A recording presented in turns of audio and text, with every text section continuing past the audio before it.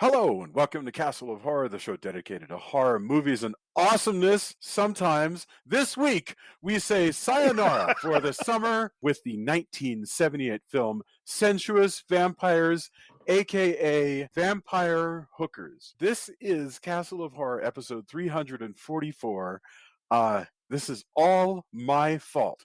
Bear in mind, if you haven't seen today's movie, we're going to be talking about it from the perspective of horror fans who have seen Vampire Hookers. So warning, spoilers ahead from Denver, Colorado. All five of you. This is one of the few cases where we don't necessarily recommend you watch the movie before listening to the podcast.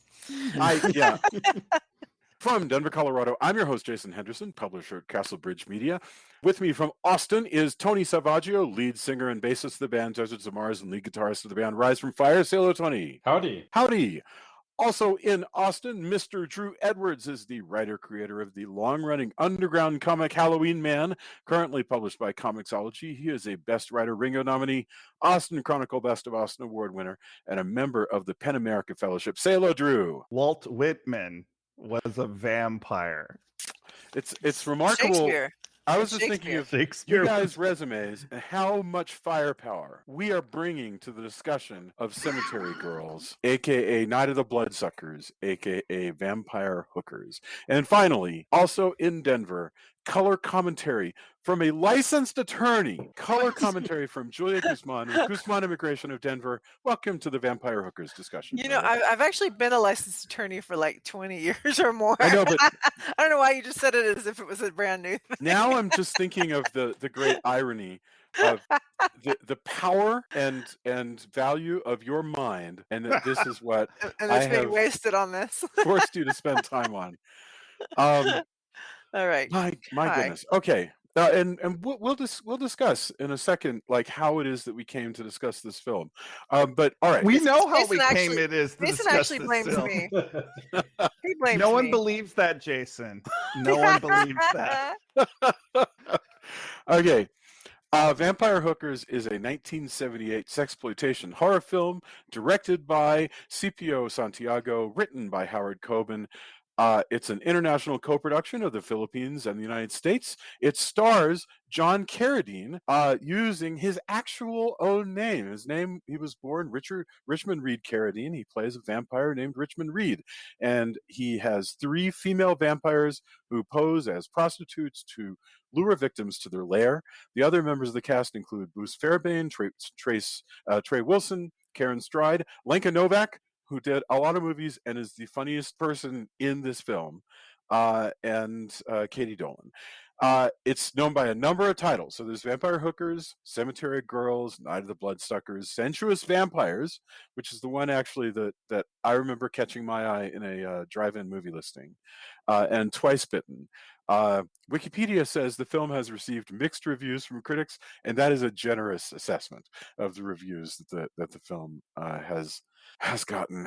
I want to start right out and say we chose to watch this movie because we had a standalone episode coming, and I had come across the bizarre theme song of this movie. And I remember Joya thinking it would be a good idea for us to discuss this film. Yeah, But good Joya idea insists- is where we differ. What I think I said was, I can't believe you haven't forced us to watch this film yet. I think that's how Wow, that might have gone down. that's such a different turn of phrase. I like that Jason's mind went, that sounds like a positive affirmation. An endorsement. Jason, I just want to remind you. Yeah. Let's project ourselves back to last weekend to the devil a daughter, and you were wondering why there are so many like classic Hammer movies that we have not watched, and then project yourself to this moment right now where you're thinking we could have done any number of Christopher Lee movies. Yeah. But we're talking about Vampire Hookers. And I just, But did next any time of those this guy- Christopher Lee movies have hooker in the title? Because I'm unaware. I couldn't say. Well, there Up Dracula. until this week, I wouldn't have said any John Carradine movies had hooker in the title either. So there you go. Well, there was Dracula, Pimp of Darkness, I believe.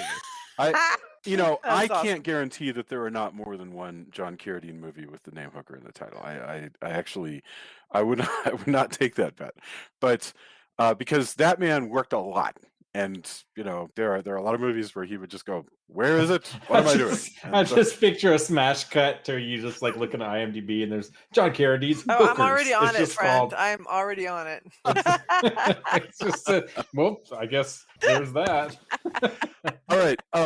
One thing we will definitely discuss is just what is when we discuss. You guys have brought up the only one that there's such a thing as schlock, or what we call schlock or grade Z films. And so one thing I do want to discuss is, why does one even watch them, and how on earth do you discuss them? Like, is there even anything to discuss? So we'll get into that.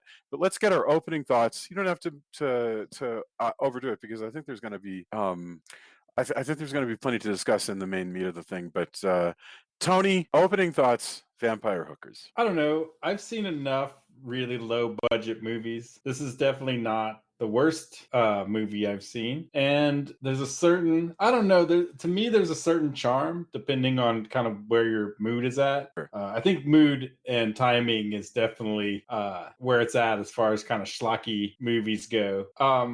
This movie's definitely not great. And it makes me a little sad for Carradine.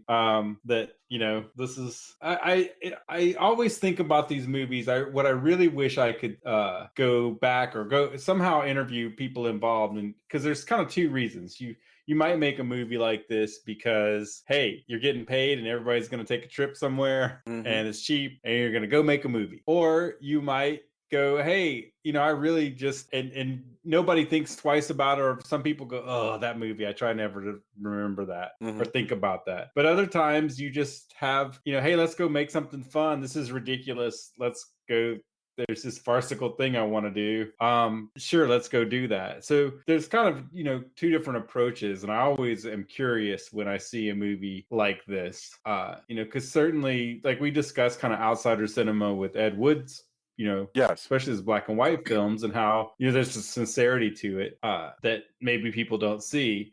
This kind of reminded me more of some of the later color Ed Wood films that I've seen, and which leads me to wonder: is this kind of a sincere, hey, we're just having fun? Like, it's your fault if you aren't having fun with us, or if it's a look, I don't remember that, I was drunk. we were just there to make a movie. I got paid for it. Don't even bring that up with me. Like I'm always curious where that lies. But yeah, I mean, there's the stuff doesn't really gel, and it's there's a lot of stuff to talk about actually. But I don't know. I don't think I disliked it as much as maybe everybody else as we kind of pre-gamed it. But it's certainly not great, and it's certainly not. I guess the difference being, Jason, is that when I see something like this at Weird Wednesdays, or if I just kind of happen upon it on Amazon, I know a certain audience that I can share it with. Yes. And I usually don't try to share. Like, this isn't for everyone, for sure. And there's a bunch of people I know who are all going to kind of go and have fun. I don't know if I would subject a podcast of people to it in the way that you decided to. Yes. I guess that's the difference. But I like low grade schlocky stuff, or else I wouldn't go to Weird Wednesdays just to happen upon this, or go to different film festivals that have something bizarre and just kind of Z grade like this. It's funny you mentioned Weird Wednesdays. Hey, they made a movie. They would do that, right? Weird Wednesdays, where you would just play a random drive-in movie. I mean, the original intent was just they'd gotten a bunch of movies and didn't know what was necessarily in the reels, or if the reels were any good, or if they were even in order. So the idea was, let's just show these for free at midnight, and people will pay, they'll pay for drinks and food and stuff. Original Draft House. Eventually, it kind of gained a little bit, I don't know, cooler.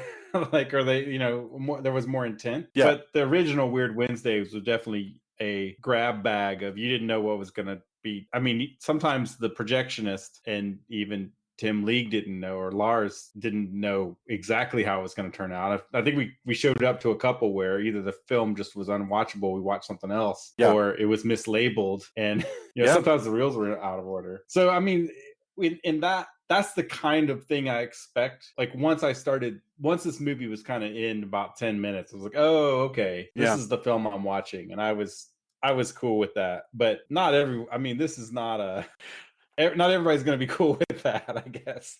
Well, certainly not paying like $3 or $4 to rent it. Right. Yeah, excellent. Although Vinegar Syndrome put out the Blu-ray, so they deal with a lot of cool, like a lot of fun kind of schlocky stuff, and I think it's neat that somebody's doing that, And not only that, but when you put it on Blu-ray, you have to restore it to a certain print. In fact, there's a Vinegar Syndrome, logo at the end of this, the one I rented. So, hey, cool. Thank you, Julia. Well, this is why Tony is a kind and generous person. Yes, he still tries to find the good and everything. I think you're kind of generous is different than just my tastes vary and perhaps are fairly lowbrow when it comes to movies. I guess I just like all spectrum. Like I'll watch highbrow, but my expectations once I understand something are fairly low, I guess. So I don't know if kind fits into that, but crap. I did not enjoy this film, unfortunately. It is terrible. See, that's what I love, is like it's fine like to think that, because it's not like it's not great in that sense, in the sense of like, of all the movies you could watch, there's a certain audience for this, and it's not everyone. The good things I have to say about it are John Carradine is amusing at points. I think the poetry gag is kind of cute. I love that Shakespeare and Walt Whitman, I guess, are vampires. That's a running gag. There's only a few running gags, and that's one. There's a lot of repeated jokes, but a running gag is that Shakespeare was a vampire. Can't explain that in the slightest. Continue. I think it manages to be offensive in every single possible way. It's offensive. It's gross. Pavo is disgusting character. I think not only is the movie racist against this poor actor, but so are the vampires against the guy. It's just super sexist. Oh my God. It's offensive toward just everything. I felt like there was like 4 more categories, but I'll have to think through as we walk through the movie. It's transphobic. It's definitely transphobic. Oh yes, definitely. Transphobic. Yes, that was one of them. Right. There was so many things where I was just like, oh my God, this movie. So yes, I'm excited to talk about it because I think it's actually really fun to talk about things that are awful. So that part is good. But I did want my 80 minutes back. By the way, 80 minutes, it felt like 5 or 6 hours, honestly. But yes. Yeah. All right. Yep. Oh, man. Drew, I don't know which way you're gonna go, because those were two very divergent ideas. Go ahead. I think you do. I don't know. What are you talking about? We've been pre-gaming this all day. That's true. Like, that's why I hate to take the magic out of things. So, Tony, as a rebuttal to what you were saying, I have done I spent many misspent hours as a teenager just going through the horror section of my video store and picking out something based off of the video box art alone. I have seen plenty of schlocky things. I think schlock can be fun. This movie is not fun. This movie is not fun. It's got an amusing title, like the title Vampire Hookers. That draws you in. That's like Hollywood chainsaw hookers and more so. But here's the thing. It bills itself as a horror sex comedy. The horror is not scary. The comedy is not funny. And the smut is so vanilla. Yeah, it is, isn't it? Well, and like Jason put it, it's like they had 4 minutes of footage and they tried to stretch it into 12 minutes by repeating it over and over again. How many times do we have to see that? So, like, I really struggled to get through this movie. In fact, I feel like I watched it twice because I kept going to sleep.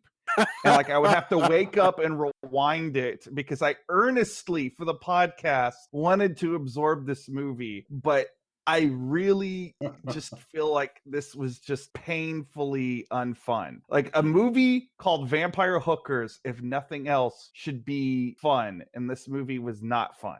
See, maybe I agree with you in you say it's a rebuttal, but there's a difference. I think what I've learned since moving to Austin and going to Weird Wednesdays and stuff like that is there's a level of bad horror that we watched in the 80s. Mm-hmm. And then this stuff that was mostly, some of it didn't even make it to VHS that I know of, or certainly wasn't in any store that I had access to growing up, right?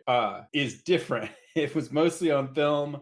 I didn't discover a lot of this until it was, at midnight on various nights at the Draft House or wherever screenings were. And it is different. And I'm not saying it's good. Also, the other thing that reminds me of, and I don't want to belabor the Weird Wednesday thing, but this is just, where I saw a lot of films very similar to this and, that had the feel of it, is there's a lot, what I've discovered, there's a lot of 70s sex comedy or sex horror where none of the sex is sexy. It's just really uncomfortable and kind of like, oh, I'm glad I didn't base what I knew about sex based on these movies. Yeah. It's always just sleazy and kind of off-putting and not, I don't really want to watch those parts with a bunch of other people in the theater. There is a remarkable griminess to it, Yeah, and I've seen so many movies where I'm like, this is the opposite of sexy in so many ways, and this kind of has that just vanilla kind of. Well, and it's funny, you and Drew are using the word vanilla, and what's funny about that is that they literally are wearing like cream-colored underwear. That's how vanilla it is. And they never take off. I mean, they never take off, and it's full coverage. Like it's like this is not nearly. Yeah. We got some toplessness, but like around this is 1978, so it's not like they hadn't invented dirty movies that would make it onto like a drive-in screen. Those movies. Happy Hooker existed. Right. Happy Hooker Goes to Washington existed. So I can't explain this level of nothingness at all. It blows me away. There is, in terms of like, if I were looking through the TV guide for what I'm going to sneak down and watch in the middle of the night, if I'm like 12, I would not even have bothered to watch this because it would have said in the description. I mean that I disagree with. If you're 12 and you saw cable was showing vampire hookers, that's true. But if I went through the scan, it would say maybe some nudity, strong sexual content. No, I would say adult situations fit this. That's true, because that's what you were looking for. But there's no. Yeah, I guess you're right. I'm trying to think of the buzzwords, the code words that you would be scanning for back in those days. Anyway, okay. What I was thinking about is people are always saying to me. And I said this on Twitter. Okay, so if you've been following me on Twitter, you've already heard me share this. Like, oh, I watched Happy Hooker Goes to Washington. That's a bad movie. Or, oh, I watched Halloween 5. That's a bad movie. You don't know what bad is. This, I've seen lots of that. Where like, I feel very Roy Batty about it. Right? I've seen things. That you people wouldn't believe. Yes. It does. The great thing is it kind of resets your clock on what bad is, because this is as you go through, there are occasionally good things. There's it opens with John Carradine reciting Baudelaire. Sweet. That's pretty cool. And there's occasionally a funny line. But there's one funny line out of every 200 really bad, lame one-liners. It makes Manila look terribly uninteresting. Manila, I've heard, is a great town. It makes Manila look vanilla. Manila looks like the Tulsa of Southeast Asia. It looks like the most boring town. No disrespect to Tulsa, but it looks there's no reason that if you were these sailors that you would go wandering around. The acting, except for from Lenka Novak and John Carradine, is amateurish. Nobody seems to know what any of the lines they're saying mean particularly. It is colossally, shockingly bad, and then it's got all these fart jokes which are off-putting. So no, it's not like fart jokes, literal farts over and over. Yeah, just which farts. is weird, Yeah. and I don't know who that like. If you're supposed to take your girlfriend to the drive-in to watch a sexy movie and make out in the car, why have all the fart jokes? That just seems like it would like it's a misfire. It's for the But lonely guys who are there for the comedy part. I guess to Like, call this movie, to call anything in this movie a misfire is probably ridiculously snooty. And again, it's super silent but racist. deadly. It's super racist because the idea is this guy of color is Pavo. dirty and he farts all the time and he's stupid and silly and just it's really super racist.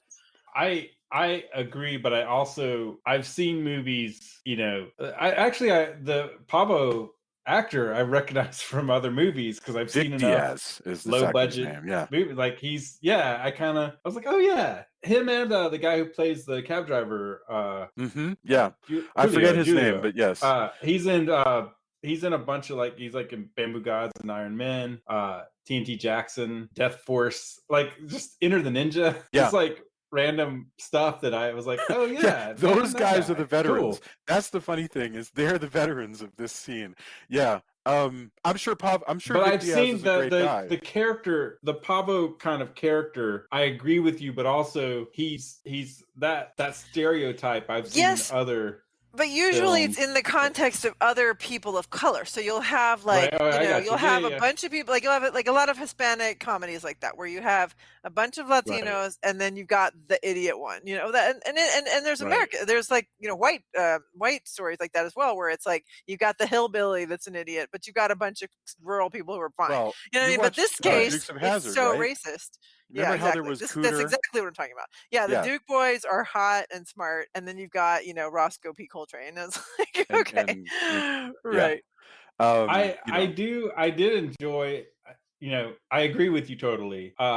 I kind of. It's weird because anytime you say I like this part of this movie, it's still not the best version of what I'm talking about. But I did like that he is this kind of Renfield. I like the comedy Renfield thing. Where he wants to be a vampire. I just think he should have been white. I think he should have been white. That character is all. This is Jason. You're talking about Julia's lawyerly skill, and it's coming into play. It all came together because she is actually getting into engaging with the work. Well, and so let's talk. There's a couple things I want to hit on. I want to get back to that question of these sort of tropes, racist tropes, and other kinds of tropes. But first, I wanted, I said all that stuff about you don't know what bad is. Why? So what is schlock? And the reason I ask is I did an interview with a woman named Catherine Coldiron about 6 months ago, because she had done a really big white paper on this throwaway 1948 series called The Teenagers that starred Noel Neal, who was, Lois Lane. And her whole thing was this thing served no purpose other than to fill 40 minutes, on the screen. It was it was just money. It was hey, we need something, let's direct something. And is that what schlock is? In other words, what defines schlock, and why is it worth exploring? I mean, obviously I'm going to give it away. I think I believe it's still worth exploring, but is it? I guess another way of saying I said before. Yeah. I mean, you hit on it though. Some things are just, hey, we're going to film for cheap in the Philippines, because there was especially a time period. I mean, you look at the 70s, you can see where hey, let's go film. And there's so many movies that are taking advantage of, hey, it's cheap to film here, let's go. For various reasons, there's stuff written about that, but yeah, there's usually it's comedic or of varying degrees of, depending on what you think is funny, where your humor level lies. And is it fair to there's a lot of, there tends to be some crossover with horror depending on it. What were you saying, Jason? Well, I apologize. I was going to ask you, do you think it's fair to discuss this kind of movie with are there basically like levels where it's not fair to discuss Sure. this movie in the same breath as like Moonraker or something, No, I mean, I you know, agree. Like, yeah, it just depends. This is why I say, like, there's an audience and there's a level of enjoyment you may or may not get. yeah, But I don't think this is this isn't a widespread, right, in the same way, like, for example, I went and saw the Tim and Eric movie, and I came out of that movie and went, there's a very few people I can recommend this movie I don't know what that to. means. And I don't actually know the Tim and Eric movie. yeah. I mean, and there's a certain sense of humor it has, and you're kind of either in it for that or not. And I think a lot of this, especially kind of movies like this, and you have to, but you have to, I think if you are going to discuss it, like everybody was bringing up, you have to also look at it in the lens of 78. The transphobia in it is this very, hey, oh no, we're out on the town, and now look what's happened. That could be a man. Like that kind of stuff where you're like, oh man, let's not have that anymore.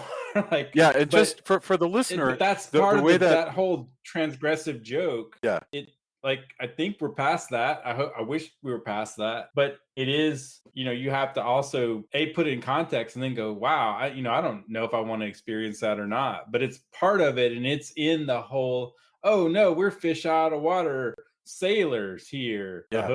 And that's that's itself a trope of these kinds of things. I don't know.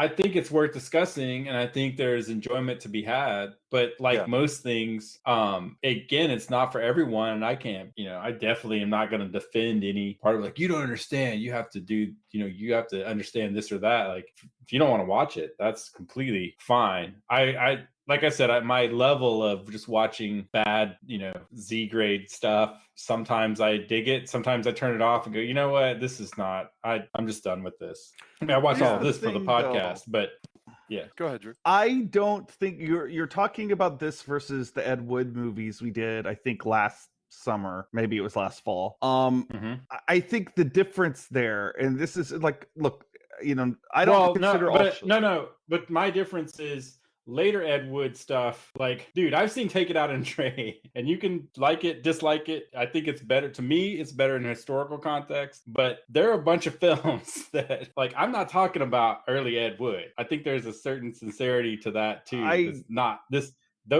These to me are vastly different. I'm talking about strictly the movies we reviewed, and I'm talking about how not all schlock is created equally. This No, I agree with you. If this was just a hedge trashier, I think I would be able to give it a pass. Like if it was as smutty as the title actually would lead you to believe, I think I could have had a good laugh with it.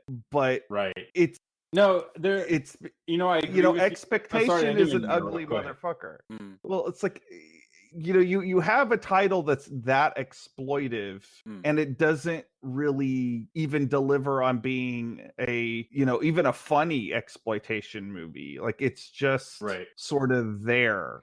And I don't know. That's the worst. That's actually the worst. Is if you don't commit one way or another. That's to me the biggest kind of cinema sin. Is just it's neither here nor there. I agree with you. If you took all the nudity and a lot of the sex jokes out of this could be like a really subpar like Abbott. You watch like occasionally like the sort of B movie Abbott and Costello ripoffs from like the 40s. Yes. With like comedians that weren't quite as talented. This could be like a Bad Bowery Boys movie or something. Like the humor is about on that level. And it just doesn't really hit on any cylinder that you want it to hit on. And I can't excuse that because I'm with you. Like sometimes I want to watch like a weird trashy movie. I'm not opposed to that, but this didn't really deliver on that. It just sort of sits there. If we're keeping with the sex analogy, it's like you have a partner that you've picked up and they don't want to have any juicy foreplay. It's just bad. This movie is bad sex. There we go. I just wanted to mention that Sean Patrick Brady made a very similar observation on our Twitter. He was like, he called it a grade Z Abbott and Costello. So you're on the same wavelength there. Yeah. I want to work our way through. Although, as I was watching it, I also thought, I wrote in notes that a movie based on some sailors who go from port to port and find supernatural stuff. For sure. Like, you could also do an Encounter of the Spooky Kind, like Sammo Hung kind of thing, where it would be like if you up the comedy. Or you could do it as a Kolchak-y kind of thing where they're like, oh yeah, we're military, but again, it would be funny. Since this commits to none of that, it's exactly what Drew's talking about, where it sits right in this like trough of spooky neither sailor sleazy is a funny nor idea. completely comedic. I even think elderly Dracula type that has 3 brides that he's no longer interested in is potentially funny. Yeah. It's just never explored. It's never explored, enough. Instead we get jokes of like vampires like Bloody Marys, hey yuck, yuck, yuck. Like that's what or nobody's ever. Hey Pavo, if you invent some vodka or if you invent a liquor that goes with blood, you got $1 million. Like, okay. Yeah, the best line is in the song, which is "They suck more than blood." Which at first I was like, I don't think they actually do, and I'm like, oh yeah, they do. They actually do. But it's the or he says blood. He actually says blood is thicker than water at some point. Every possible joke, like Soupy Sales level blood joke, ton. is done. The only thing that I ever laughed at in the whole thing is that they have very few running themes in this, but one of them is that Susie, the vampire Susie, bitches all the time, and that's funny. It is funny that she's the only one that's always complaining, because she's like, I wish I could. Also, is it? Oh no, it's the other girl who's like gives all the exposition when they need it. Like she just sits in the back and tells all the stories. Yes, awesome. Well, and she's the one. The other girl is the one that brings home their buddy Eddie. Eddie is the first guy. He's their He's a CPO, and see, this is already the thing that bugs me, because poor Eddie, gets murdered by these people and bled out, and he doesn't even get to have a fun night, and neither of these guys, the first 2 guys, do. And then this guy shows up looking for Eddie, or looking for one of them, and he's like, oh, they killed him. They're vampires. And then he's like, oh, but sex. Never mind. Right. It's all good, because I get to have sex with that guy's terrible. For all night long. Although I do like and ask whose turn it is constantly. Right. That was so like dumb. The Hotels.com captain. Yes, he really did look like him. Well, he's like, oh yeah, I want to have sex with you, but I don't want to do it in a cemetery. Okay, I'll do it in the cemetery, but where exactly? Oh, here. Well, can we get you an apartment maybe, or oh no, this is actually a really nice place. Oh, you're gonna kill me. Okay, great. Yeah, he could have gotten on the Hotels.com. Ridiculous. I like the quick turn where the vampires have this good 4-way thing all night with him, and then it's a shock cut to the next scene, and one of the vampires goes to Carradine and goes, so when do we kill him? I mean, in other words, it's not like they were, it wasn't like James Bond. They weren't in love with him. It was a sexual thing. Like, what? So then again, with the confusing stuff. So I know we're skipping like all around. That's okay. You've got practically the whole plot right there. Go ahead. Yeah, exactly. But they say, when do we kill him? And then like pretty much the next scene, he's revealed to be a vampire. So I'm like, what? I thought, didn't you turn him into a vampire already? Like, at what point? There's been no time between when do we kill him and the last scene for them to turn him into a vampire. So I was very confused by that. By when do we kill him? Maybe becoming a vampire is like an STD in the universe of this movie. It has to be, because they were like, we want to drink him. And then he turns into a vampire. And by the way, Pavo became a vampire along the way somehow. That was actually a little bit clever. The thing apparently getting hit on the head with a wooden plank turns you into a vampire. That must have done. Yeah, Pavo getting his fangs was, I guess, okay. But I think it was a little bit clever when the guy, the buddy, gets in the car with our sex Navy guy and our and what's his name?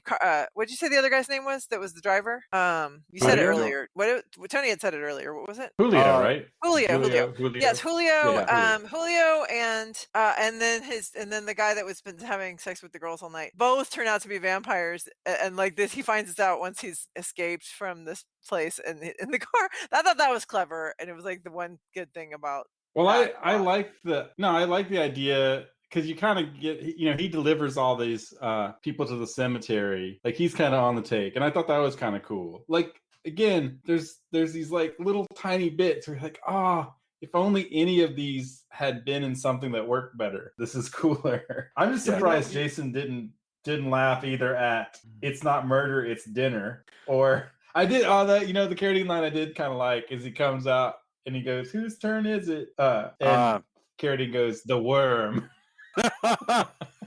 And that was actually, I agree. Like, there were a tried. There were a lot of his. Yes. Okay. I take it back. There were a number of John Carradine, but the thing is, there's so many jokes in this movie that the good jokes you're really defining jokes very broadly. Yeah, but they're one-liners. They're all one-liners. All of them. Yeah. And you know what I did like? Here's something nice I can say about this movie. I like that all the vampires wear capes, because that's apparently something you do when you're a vampire. Yeah, but in the daytime. But they only have them in the day, really, when they're out and about. Yeah. That so they can pull them over like their face. They had them in the part where they're doing their vampire roll call, where they introduce them. Oh yeah, and Pavo always has one in hopes that he's going to become a vampire. Like he's got like his burlap. Although I like also where I like when they're like, "Oh no, it's daylight," and they all have their capes and they're pulling them up over their face. And Pavo has decided that even though he's not a vampire yet, he's going to do the same with his burlap cape, makeshift cape, and his shades. I'm just shaking my head. I thought that was so dumb. I know. I can't defend, there's something, I don't know. There's something ridiculously, it's stupid, but I don't know. For some reason, I found that charming, and charming's maybe not the right word, but the way that it's done, I was like, that's actually, I don't know.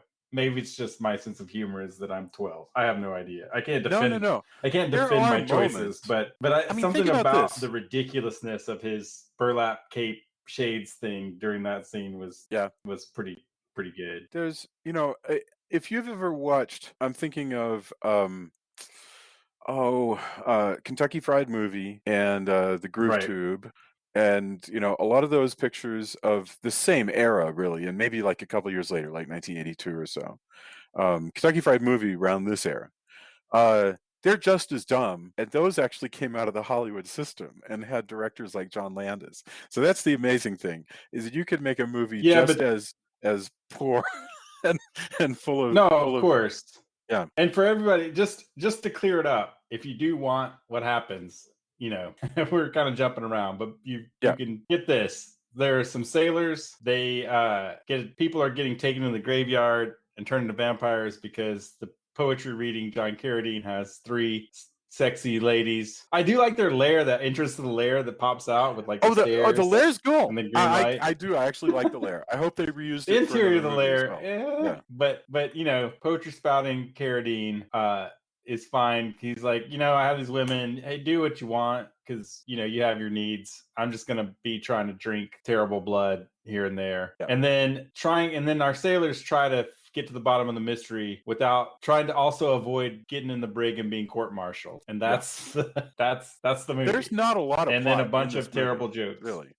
I mean, I do like at the end also.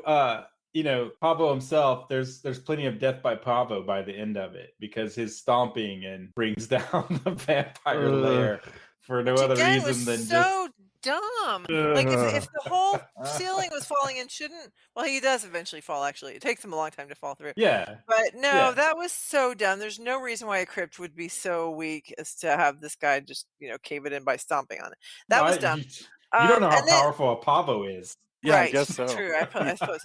But the I'm other with thing you on is, that, Julia. That had me rolling my eyes. Like, yeah, I was just hugely. like, really? Of course. But the other thing is that we've talked about more, probably longer than the actual scenes take to play out this vampire plot, but it doesn't even start until some certain amount of minutes into the movie, because we have to start, and we didn't actually start at the beginning.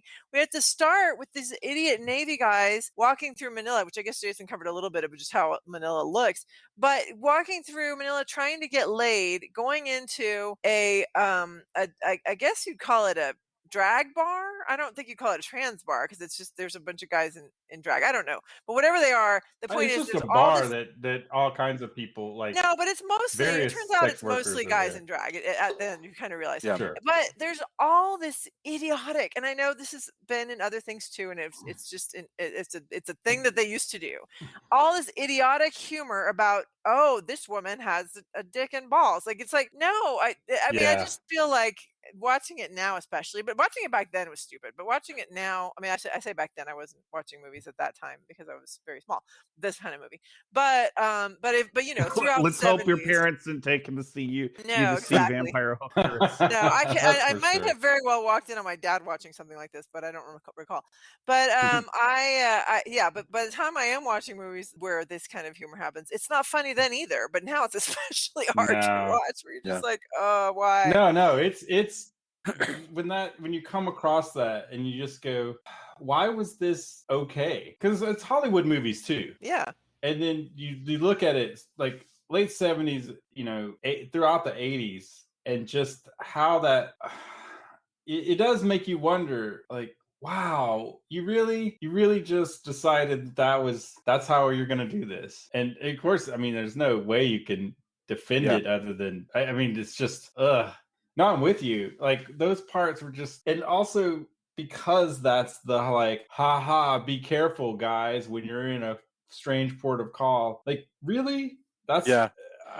it's so bizarre that watching this now going, why did we, but why? Why Yeah, is and then you've that, got and the. why is that comedic, and why is that a staple of Well, so many movies? a lot, and by the way, very recently, because I mean, I don't know how recently you want to call this, but even as late as 90210, Ian Ziering's character hooks up or starts to hook up with what turns out to be a trans woman, and he's grossed out and blah blah blah. That was very stock And it's humor. the whole plot of The Crying Game. Well, that's true. That's true. All of that was stock. It was still, they were still doing it as a joke, is like late as like The Naked Gun. I mean, there's course, I forget which sequel, but there's. So I don't know when that stopped, but it's pretty recent. So, but the other interesting thing is these sailors. So it's like on the town, how Gene Kelly and Frank Sinatra are gonna like try to have a good time and meet girls and all this stuff, and in that movie they don't talk about getting laid, but one presumes that that's what they want. These guys are idiots. I mean, they don't know how to find hookers. They don't know how to talk to women. It is. I mean, it blows my mind that anybody could be so inept at meeting people, and I Well, just. that's the kind of weird Abbott, like you said, like Abbott and Costello Yes. kind of. I mean, there's a whole level of, hey, especially like in even the kind of military. Oh, we're in a strange place, fish out of water thing is. I mean, that's a decently common trope. Yes. But there's one like that that's like a sci-fi movie. Like 40s or 50s, where, man, now I can't remember. I watched it again not too long ago.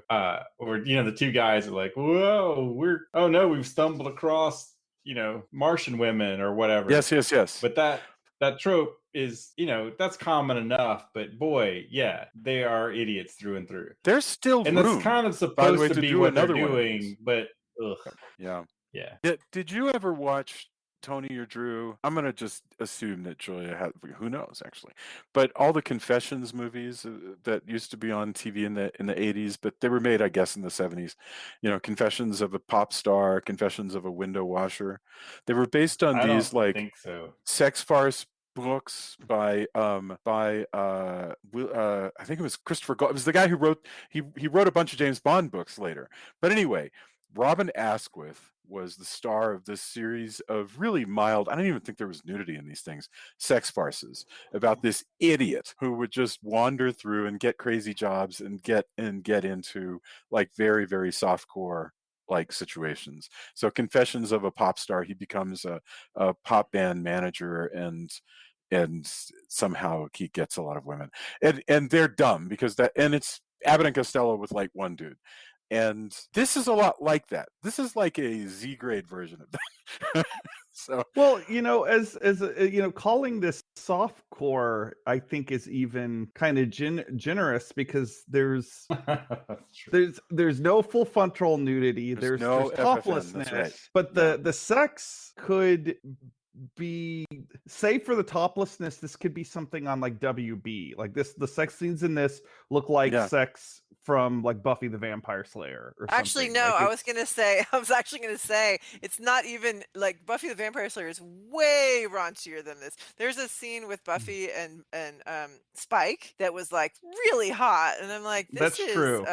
This is not but no, well, I I agree think there's that there's also a lot the of difference. things. More like 90210. Hot. Really. Hot is the difference because this again manages to be just kind of off-putting and like, can I not?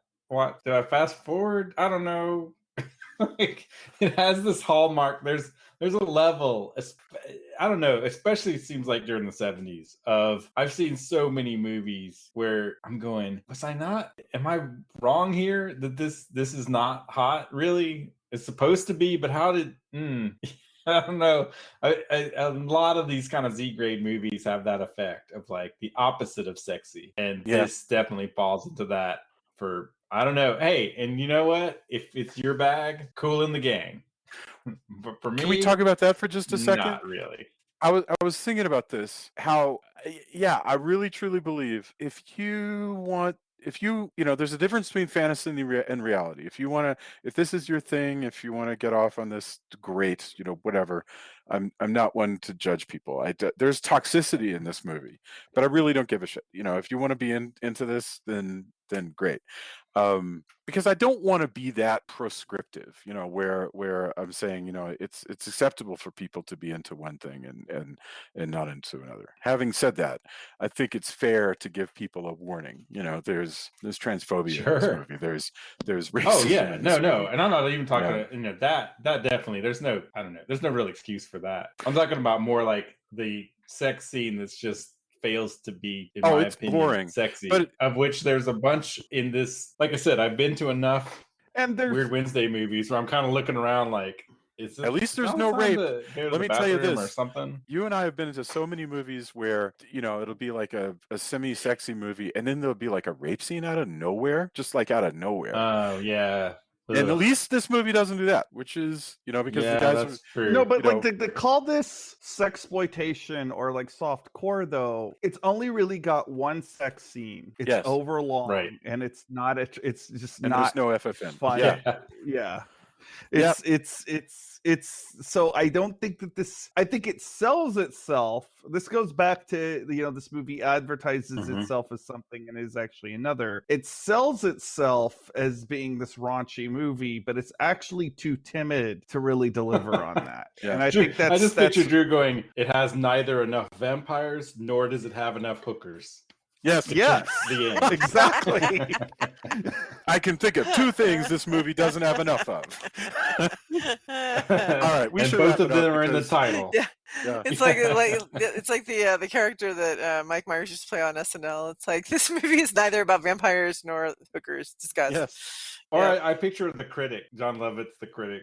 That kind of this movie purports to have two things, but it has neither of enough of them.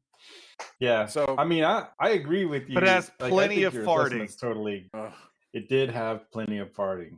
Farting vampire hookers wouldn't have sold in the same way, though, I think. Exactly. Also, since none of the farts are by the vampire hookers, so yeah.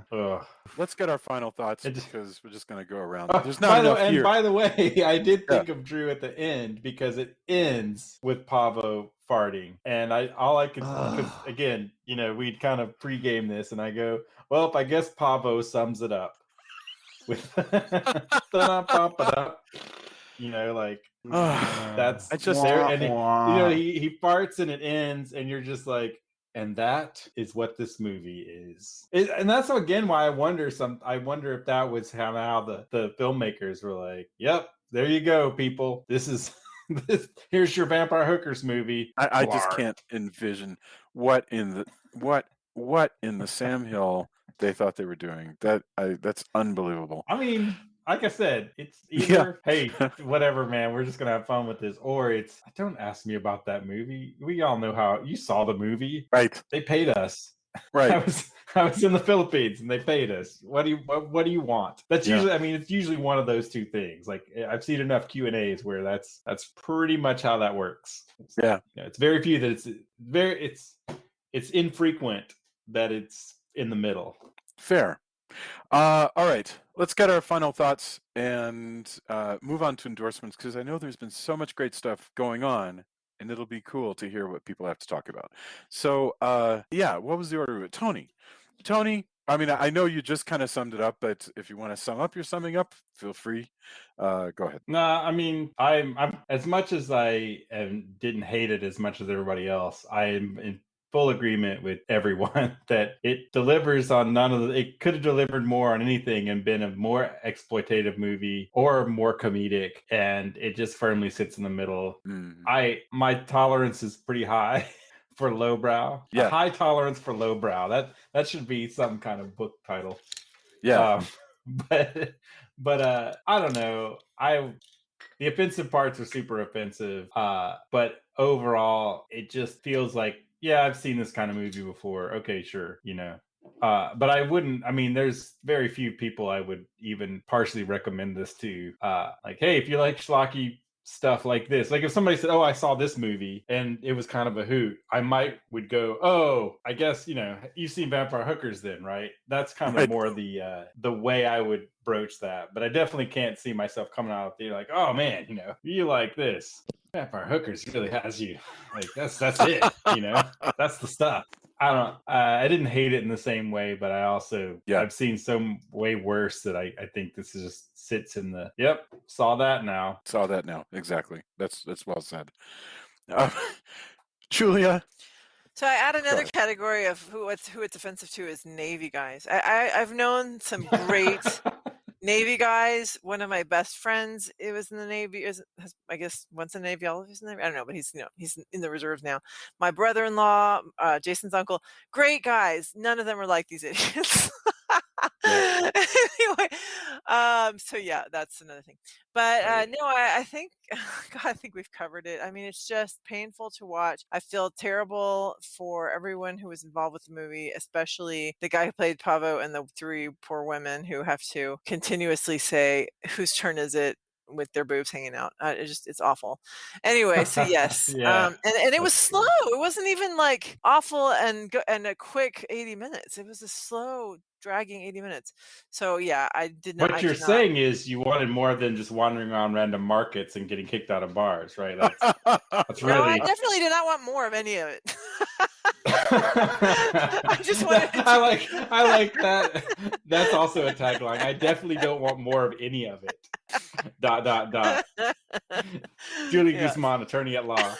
That's your poster quote. I do not want more of it. Any of it. Thank you. Drew, what about you? First, I want to say when we come back from the break, Jason, because you picked this out as an experiment, you're cut off. You're cut off for a while. You know what? You don't get What's funny about that, Drew, is that intern and I one time we were dropping off Jason and us. We were dropping off my daughter at camp with our friend with Inter, and Jason just strikes up a conversation with this guy at a restaurant who turns out to be like an ex-con who wants the bar that we're at to become a convict bar, and he's got like all these other things to tell us about the prison and about prison life. And Inter afterwards like, Jason, you're not allowed to talk to people anymore. So now he's not allowed to pick movies or the people that we talk to. So what we've learned is that Jason, you need to have a lot while we're on break. You need to sit and you need to think about the choices. You think about what you've done and on break. Yes. I will turn this podcast around, young man. My final thought. See, I always fear. What's funny about that is I've said it before. I always fear that I'm going to pick a movie that is going to turn out like this. But so far, knock on wood, it's been our gracious host, Jason Henderson, who is. I've been relatively safe so far. Yeah. Well, the I'm worst glad. thing about this, Jason, is you didn't even like this movie after. No.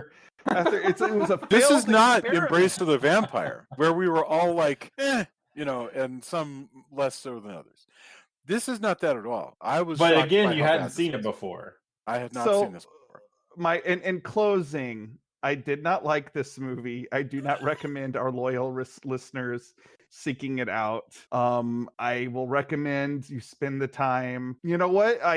This is kind of leaping ahead into the endorsement parts, but our lovely friends at Monster Movie Happy Hour, they just did an episode on the great Mario Bava film Black Sabbath, which is now on Shudder. Yeah. Watch Black Sabbath instead of watching Vampire Hookers. It's a vampire movie that's really good. Spend your time watching that. Or you could watch Encounters of the Spooky Kind, or you could watch you watch any or Chinese one of those vampire Christopher movie. Lee movies that we never seem to get around to reviewing.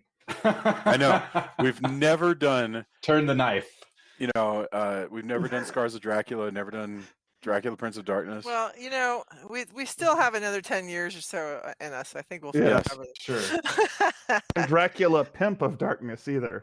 All right, I'm done. Right. Sometime within the next year, I really want us to watch a better sexy vampire movie, because again, there's lots of good examples. And my mistake here, I've got it figured out now. My mistake here. I can't wait. I can't wait.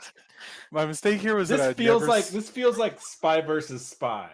Like Jason, I know you're our fearless leader, but do you really think we're gonna follow you?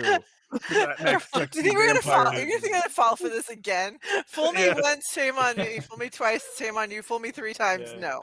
So let me get you guys. Yeah. So is there a place on our show? Let's say that I had actually seen the movie and I was like, okay, this is exploitation, but it's actually interesting or whatever. Can we do more exploitation? I'm not saying I want to. How about this? Yeah. If you have a movie that comes along and you're iffy on it, watch it first before you make the rest of us watch it. This is the lesson of Embrace of the Vampire and Vampire Hookers. Yes. Oh, and I got the expression backwards. I will say, at least I watched even with Snake Woman, which was a shot in the dark, I watched at least 20, 30 minutes of it. Yeah. Because it had atmosphere. And that was boy, that worked out great. The difference being Jason will go, hey, that sounds like a great title. Let's go. Yeah. One thing I'm super happy about. Snake Woman was Citizen Kane compared to this. Okay. And that was a low budget film. But I'm really happy that we did a couple of experiments this summer. It's just this was a terrible one. But Female Vampire, 1973. I'm interested in watching some Jess Franco sleazy vampire movies. I think that would be kind of cool, and so what we got to do is just watch some and see if any of them pay off, and if so, then we'll do that. So anyway, yes, all right, let's get endorsements. I'm dying. There's really been a lot going on, a lot of new DVDs, a lot of new shows. Julia discovered an old commercial. So there's a lot of stuff going on. So let's figure out what people have to recommend. Tony, what about you? Let's see. I've had a bunch of stuff. Actually, I finally got in from Severin. I got in Warriors of the Year 2072, which is a Fulci film, post-apocalyptic film. Awesome. Got some good extras and interviews. Raiders of Atlantis, which I had seen before but now have on Blu-ray, and a movie called Endgame. And also it's hard to find now. I super lucked out. It sold out several times during their sale. A book called After the World Ends, and it's a post-apocalyptic encyclopedia book, basically. Love it. It is so cool. And I feel kind of crappy for saying that because it's, again, hard to find in English. It was originally published in French, I believe. But wow, is that awesome. I'm trying to think what else. I've seen a bunch of stuff this week, actually. I got time to actually do that. We've been enjoying a lot of different stuff. Let's see, is it Wellington Paranormal, which is really good. I actually really like that show. So far there's only like 3 episodes in. I think it's on HBO Max if I'm not mistaken. But yeah, my weekend has mostly been post-apocalyptic stuff, and cool. And Deserts of Mars, I have a post-apocalyptic love song called Cities on Fire, which is an homage to all of this stuff, plus like Fist of the North Star and things like that. So these things are near and dear to my heart, definitely. But yeah, there's a lot of stuff out there now, so that's really cool. I still haven't made it to the movies for anything, but I do need to eventually go back. But yeah, post-apocalyptic stuff has been where I've been at lately. And those Blu-rays, like I said, are really nice. Like there's some really good interviews on the Warriors of the year 2072. Not a movie everybody's going to think is great, but it is interesting to see some really cool cinematography and see Fulci doing sci-fi stuff, even though it wasn't one of his favorite films to make. Severin really knocks it out of the park as far as the extras on it. So that's where I've been at. Very cool. Julia, what do you want to endorse? I'm trying to think. We just went to see in the theater, because we were trying to get out to the theater a lot. We just went to see Snake Eyes with the very adorable Henry Golding? I just suddenly blanked on his first name. I think that's right. Yeah. Yeah. Anyway, he's very cute, but he cannot do a American accent to save his life. So I really wish he wouldn't have tried. Other than that, though, it was. I thought it was a fun film. I think it'll be I don't know who Ryan George is doing for the pitch meeting this week, because they come out on Tuesdays now, but I'm hoping it'll be this, because for sure he's gonna. I already was like picking out. I kind of watch movies now as if I'm him, and I'm trying to think like what are the jokes that he's gonna make, because there were definitely a couple things where I was like, oh, okay, but it's a great fun film, some great action scenes, really badass women characters. Yeah. I just thought it was fun. I liked it a lot more. And than you're coming from a perspective of you've never seen a G.I. Joe movie. I've never seen a G.I. Joe movie. You never played with G.I. Joes. You never read a G.I. Joe comic book. Larry Hama does not exist to you. And yet you came out of a movie about I just went to go see a Henry Golding movie. Yeah, and you loved it. So I think that's fantastic. I enjoyed it.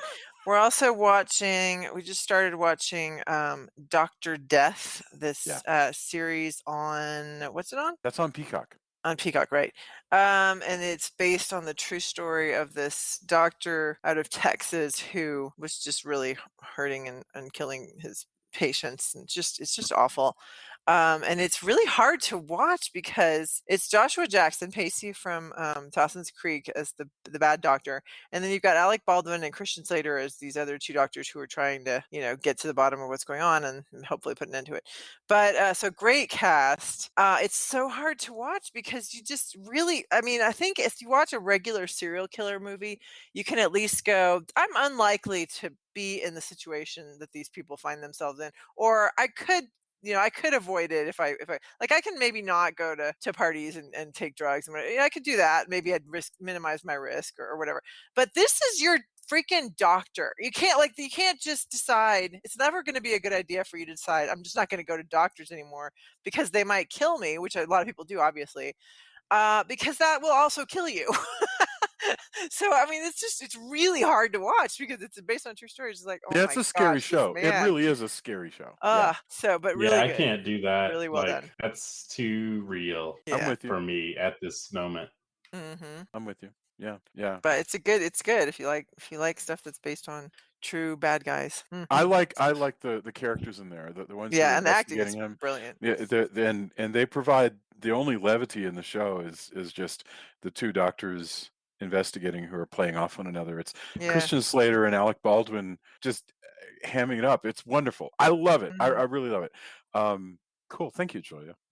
Drew, do you have anything for us? Well, other than the previously mentioned, you should go watch Black Sabbath on Shudder. Then you should go listen to the awesome podcast by Monster Movie Happy Hour about Black Sabbath. For real. Yeah, I have two things from Netflix this week that I enjoyed. I actually watched this movie earlier this week, or not earlier this week, literally earlier this day, with Jamie, which we kind of just put on a whim because we didn't know what we wanted to watch on a Sunday afternoon. And it's a action movie called Gunpowder Milkshake, and it's starring Karen Gillan. Oh yeah. Of Doctor Who fame. That was super fun. And it is so much fun. And it also really reminded me of a time period where like it was kind of everything that started coming out after, you know, Blade Runner, but you also see this in like Streets of Fire and the Tim Burton Batman movies, where a movie would really just invest all in on creating an alternate reality for you to explore in your mind. This movie exists in a world completely its own, and it does not give a shit about being realistic or existing in our world. And I found that so refreshing. But the cast is great. The action is great. It's got a surprising amount of heart. And I really had such a good time with it. And I think, you know, people who are, I guess, you know, a lot of people have compared it to John Wick. I actually connected to this a little bit more than John Wick. I don't know why, but I can see that, although I think it's a favorable comparison because the action scenes are just so well done. But it's also just cool to see a Doctor Who actor getting a really awesome role in a mainstream action. I mean, I know she's been doing the Guardians of the Galaxy movies, but this is like her front and center, and she's not painted blue. So I think it's a good showpiece for her. I also really like the new Masters of the Universe Revelation cartoon. I know that there's some online static from lame fanboys who can't handle their shit or whatever, but for my part, I thought it was a lot of fun. And I think as far as like Kevin Smith created projects, I think this is the best thing Kevin Smith has done in years. And I never would have thought that I would be this invested in a He-Man cartoon, let alone like a He-Man revival by the guy who did Clerks. So I just, I don't know think anything it's a lot about it. I've missed this entirely. So two things. I think the John Wick comparison is mainly just because people are like, oh, what more assassins? But yeah, the thing that Gunpowder Milkshake does is live in a world that's so stylized. And some people probably will complain about that, but the stylized, how it's not me set and put together is just, it looks great. It's coming off of kind of on the nose at parts, but I dig it. Coming off of watching you know what I like Sabbath, about the He-Man? like I really like the color of it. Oh no, Sorry. It's beautifully. I mean, all of the costuming, everything, it's like this hyper saturated all of it's hyper. Whereas it's funny because John Wick is more kind of downplayed. It's more drab and realistic in a way. I mean, it's not realistic, but you know what I mean. It's a lot more kind of dour than this. Yeah, but this is hyper stylized, and that's kind of where it sits. If you're a fan, you know, it kind of has all the colors of I think like Pushing Daisies or something like that, like, you know, that kind of hyper colored stylized look. One thing I like about the He-Man series, because so I was a He-Man fan of the toys for a while, and eventually I grew out of that, and I was definitely aged out by the time the original cartoon came out. And I just thought, oh man, this just isn't for me. Like, you know, it's fine if that is. But what I love about this series is they just went, oh, this is a world where there's tanks that are shaped like sharks. And all this just absolute, there's a thing called Stinkor. There's a Mossman guy that smells like pine. And they go, I guess we're going to do serious stuff with this weirdo, stupid, ridiculous crap. And just lean into it. And I love the fact that they go, yeah, okay, you know, it's Merman, and here's Beastman, and here's Stinkor. Oh, here's Triclops. The guy with a claw. Yeah, oh, that guy, he's a robot. But they treat it's not super serious because they know it's kind of ridiculous. And again, I apologize if anybody's like, no, man, that's my jam. Come on. There was a guy named Stinkor who really smelled bad, and no parent ever wanted their kid to open that package. And he's a skunk. Like by the end of He-Man's action figure run, they were just like, here's something else stupid. Go ahead, you know? But exactly I love what that you're they took talking all about. of that. But why not? Because like this really threads that line between the ridiculous and the sublime. I think that's what I like, because I like it when you take things that are absurd just slightly seriously, and I think this is like if you were playing with the action figures as a kid and as serious as you would like an operatic as a 8-year-old playing with He-Man action figures, like this is the show that lived in your head. And I think I just, because I wasn't super hyped up about it. I'm not a He-Man super fan, but like I burned through that the whole first season or whatever you want to call it in like an afternoon, because I just was so invested in it. It's so much fun. But I agree. But it's just because of that. Like I said, I wasn't a fan of the original cartoon. I mean, it was on, I would watch it, but it wasn't like, to me, it was even more kind of laughing at almost at your intelligence, because it's just it just had that Filmation vibe, which I wasn't in by that time in my life. I just wasn't as much into that, and that was more for my younger brother. But I just love that, like, they're attacking so seriously with a tank that has the face of a shark, like all the stupid crap that like is so ridiculous. Enjoyably ridiculous about the toys, right? Like, I'm not saying that, offending anybody or like saying people are stupid if they like this, but come on, you have to be able to laugh at it because it's just so ridiculous. But I love that they just leaned into that and go, this is the world we're given, so we're just going to make this thing that's mostly serious. I mean, there's a lot of one-liners. Like you said, they thread that line, but that's what really did it for me. Well, was just Skeletor is a world of kind of funny, and Skeletor has a lot of he reminds me a lot of like the way the Master in the first season of Buffy would occasionally have like a weird an aside where he turns to somebody and makes like a because he's voiced by Mark Hamill, who we all think of as the Joker. Anyway, it just works. I actually think of him as Luke Skywalker, but that's just me. But I also love, and I don't think this is a spoiler, but I also love how everyone, like, all of this happened, like the original cartoon is canon, like it's a thing. So everybody just goes, oh man, Skeletor, he just fails all the time. Like that's part of it. So they just, the way they leaned into, look, we all watch the cartoon, okay? But we're going to go with that. But we're going to be a little bit more serious about it. I think that's the magic. And I don't care about any of the discourse. I thought this was fine. And I don't the discourse around it isn't a real discourse. That's the thing. The criticisms about this, it's very clear if you know anything about writing, where Smith and his writing team is going with this. And so like the people who are complaining about this, like it's not a real complaint in my opinion, and I can't go into all of it because like that's I haven't read it. I don't plan on reading any of it because I don't care. You'll just I roll know your what eyes. I liked about this series. You'll just roll your eyes at it, but I think this is awesome, and I can't wait for them to put out more. Like it's another, like, because I really like the Castlevania show that Netflix did. It's even cooler because I know people who worked on this, like who worked for Powerhouse. Since Powerhouse is in Austin, and people go, "Oh man, new He-Man." I'm like, "Oh yeah, well, I know." Like one of the concept artists used to sit right next to me at Rooster Teeth. Like he left Rooster Teeth to go to Powerhouse, and he's doing concept art. I'm like, oh man, that's so cool. Well, so, that makes it even better. I loved it. I can't wait for more episodes of it. It gets a big thumbs up from me. Yeah, I'm with you. Thank you. All right, so obviously I have to check that out. The thing we posted on our page, Julia brought back a friend of ours, Julie Reisinger, discovered an ad, a spot for Katz's Deli that ran for a long time in Austin, and it has me and Julia and our first baby, Sophia, who's now 20 years old. 19. She's not 20. Don't be rounding up again. Okay.